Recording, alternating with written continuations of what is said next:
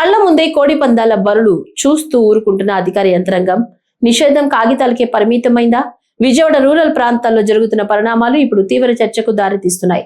కోడి పందాలు నిషిద్ధమని జిల్లా యంత్రాంగం స్పష్టంగా ప్రకటించినా ఆ నిషేధానికి క్షేత్రస్థాయిలో అమలు లేకపోవడం ప్రజలు అనుమానాలకు బలమిస్తోంది.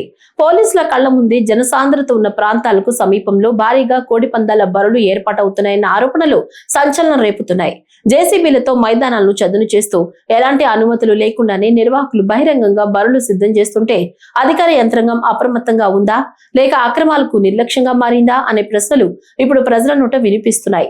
జంతువులపై క్రూరత్వ నివారణ చట్టం 1960 ప్రకారం కోడి పందాలు పూర్తిగా నేరమే.